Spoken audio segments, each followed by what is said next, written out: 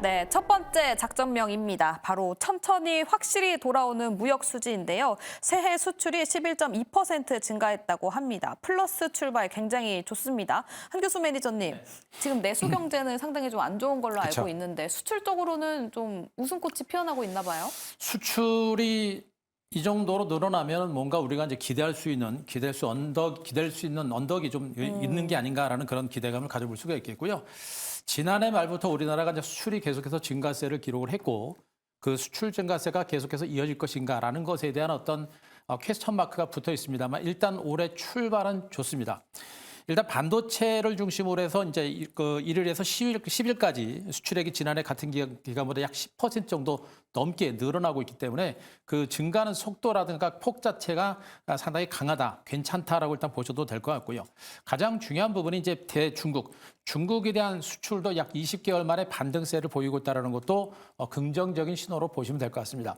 이러한 흐름 속에서 올해 연말, 그러니까 올해 이달 말까지도 이런 어떤 수출 증가세가 계속해서 늘어날 거로 보고 있어서 우리가 여기서 봐야 될 부분들은 이게 지금 내수 경기는 너무나 안 좋고 또 증시도 왔다 갔다 정신없고 또 내수 경기가 안 좋다 보니까 우리가 체감적으로는 경기가 너무 안 좋구나 이렇게 느끼고 있는데 대한민국은 수출을 해서 먹고 사는 나라입니다. 그런 나라의 수출이 조금씩 늘어나고 있다는 점에 대해서는 분명히 앞으로 경기가 좋아지지 않을까라는 그런 기대감이 분명히 자리매김하고 있다는 점에 우리가 분명히 포커스를 맞추셔야 되고요. 조금 더 멀리 보게 되면 아직은 미국 경기가 탄탄합니다. 거기다 금리 인하에 대한 기대감이 있는 상태고 여기다 지금 금통에서도 금리를 동결을 했고 물론 금리 인하까지는 시간이 걸리겠습니다만 금리를 동결을 했고요. 중국이 지금 경기 부양을 위한 금리 인하 가능성이 좀 부각이 많이 되고 있거든요. 굉장히 긴 시간 동안 조정받았던 중국이 여기서 경기 부양에 따라서 경기 지표가 좀 좋아진다라고 한다면 시장의 분위기는 조만간에 많이 바뀔 가능성이 좀 높습니다. 그래서 지금 오늘 나오고 있는 이 수출이 늘어나고 있다는 이 숫자는 단순하게 우리가 볼 것이 아니라 앞으로 경기가 살아날 수 있는 가능성을 높여주고 있는 그런 핵심적인 포인트이기 때문에 이 기사를 우리는 긍정적인 시각으로 우리가 바라봐야 될 그런 포인트다. 이렇게 정리를 드리겠습니다. 내수가 안 좋을 수는 있으나 이 수출 경기가 좋아지고 있기 때문에 장기적으로 봤을 때는 긍정적인 시각이 유효하다라고 말씀을 주셨습니다. 근데 오늘 하는 총재가 6개월 이상, 적어도 6개월 이상 금리 인하가 좀 쉽지 않다라는 이야기도 했었고 사실 아직까지 변수는 남아 있잖아요. 중국, 미국과의 분쟁도 있고 이 부분 변수에 대해서는 어떻게 생각하시나요? 일단 저는 일단 그렇게 걱정은 별로 안 해요. 일단 하는 총재가 일단 금리 인하까지는 시간이 걸릴 것이다. 섣부른 금리 인하는 안 할 것이다라는 얘기는 했습니다만 일단 증시 자체는 하는 총재 발언보다는 미국 증시를 먼저 따라가게 돼 있습니다. 그래서 미국이 금리 인하 가능성이 계속해서 높아지는 그런 상태라고 한다면 증시는 미국을 따라갈 수 있는 그런 가능성이 높고요. 다만 이제 미국의 이제 CPI가 어떻게 발표가 되느냐 이것에 따라서 금리를 3월에 하느냐 5월에 하느냐 이 차이가 될 것 같은데 제 판단에서는 3월이냐 5월이냐 차이는 그렇게 크진 않습니다.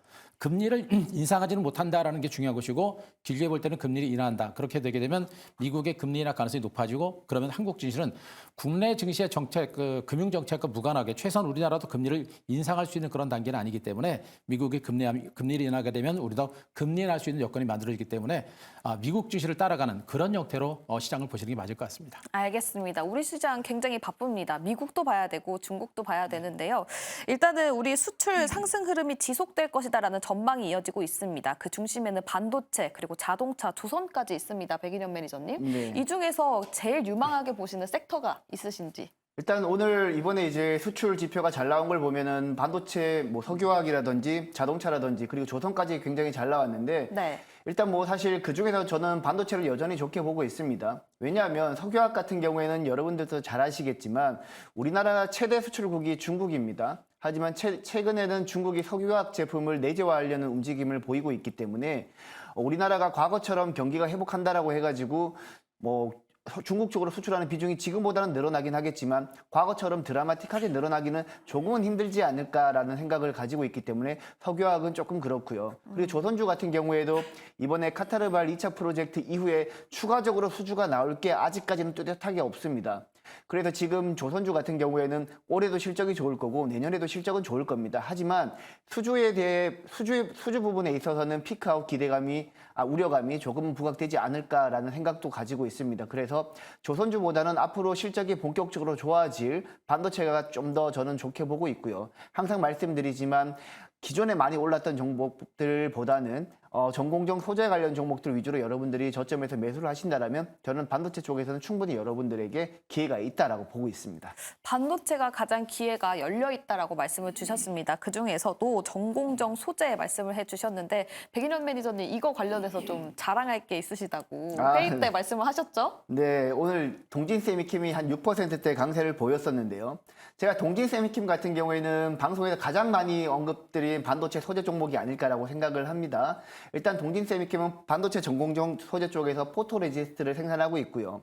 그리고 반도체 전공정 소재뿐만 아니라 동진세미킴 같은 경우에는 2차 전지 CNT 도전제도 만들고 있다라고 말씀을 드렸습니다. 지금 물론 이제 전기차 수요가 생각만큼 퍼포먼스가 안 나오면서 전기차 수요 둔화로 동진세미캠의 CNT 도전제 이슈가 사업 부분이 부각되고 있지는 않고 있지만 향후에 전기차 시장이 다시 한번 부각되기 시작한다라면 동진세미캠은 반도체뿐만 아니라 2차 전지 쪽에서도 동시에 수혜를 받으면서 급등할 수 있는 그런 종목이라고 보고 있습니다. 하지만 지금 주가는 여전히 저는 저평가되고 있다라고 보고 있기 때문에 네. 동진세미캠뿐만 아니라 한솔케미칼 그리고 솔브레인 같은 소재주 여러분들이 눈여겨보신다면 좋은 기회가 있지 않을까라고 생각을 하고 있습니다. 알겠습니다. 그럼 여전히 동진세미캠을 좀 주목을 해보면 좋을까요? 네, 지금보다 충분히 업사이드가 열려있다라고 보고 있으니까 지속적으로 눈여겨보시면 좋을 것 같습니다. 알겠습니다. 백인현 매니저 반도체, 자동차, 조선 중에서도 반도체 그리고 그중에서도 전공정 소재를 말씀을 해주셨고요. 종목은 동진세미캠 짚어주셨습니다. 다음 한교수 매니저님한테도 똑같은 질문을 드릴게요. 뭐 자동차, 반도체, 조선, 석유화까지 등등 있습니다. 이 중에서 가장 유망하게 보는 게 동일하게 반도체이신지. 반도체죠. 반도체입니다. 일단은 왜 반도체인지에 대해서는 그동안 제가 정말 많이 설명을 드렸고요. 그만큼 이제 반도체 업황이 그 성장 잠재력이 굉장히 크다라는 부분에 있어서 반도체를 우리가 계속해서 보실 필요가 있겠고요. 그리고 이제 반도체뿐만 아니라 이제 우리가 가서 봐야 될 부분들이 아까도 있습니다만 중국에 대한 수출이 좀 다시 증가세로 전환했다가 하는 부분들 보셔야 되고 반도체뿐만 아니라 자동차라든가 조선이라든가 화학이라든가 이런 여러 가지 우리나라 주력 수출 산업이 조금씩 회복되고 있다는 점에 포커스를 맞추셔야 돼요. 그만큼 경기가 좋아진다는 얘기고 중국 경기가 좋아지고 수출 경기가 늘어나게 되면 그만큼 반도체에 대한 수요는 급격하게 늘어날 수 있는 가능성이 굉장히 높습니다. 그래서 제가 봤을 때는 여전히 한국 증시는 일단 반도체를 선두로 해서 조금씩 경기가 살아날 수 있는 가능성이 좀 높아지고 있기 때문에 급격하게 경기가 꺾이지 않는 한 살아난다는 쪽으로 배팅을 하시게 되면 올해 연말까지는 뭐 좋은 결과가 나오지 않을까 하는 생각이어서 좀 자신감 있게 보시고 일단 반도체를 탑픽으로 보시되 뭐 자동차라든가 다른 섹터도 있는데 제가 보기엔 반도체 쪽에 거의 뭐 60, 70%, 70-80% 선택과 집중하시면 계좌가 터지는 뭐 그런 결과가 나오지 않을까라는 생각을 하고 있습니다. 그러면 첫 번째는 반도체고 두 번째는 혹시 어떤 건가요? 두 번째는 일단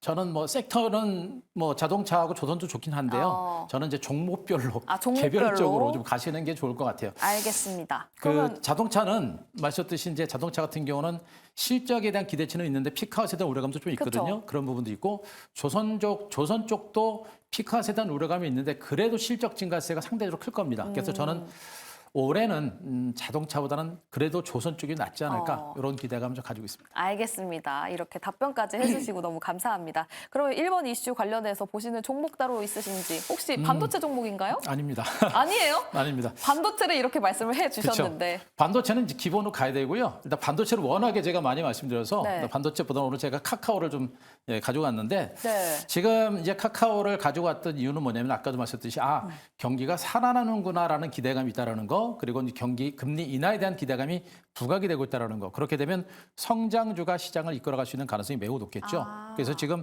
카카오 같은 경우는 그동안에 여러 가지 악재성 제도들 때문에 주가가 굉장히 많이 하락했고요.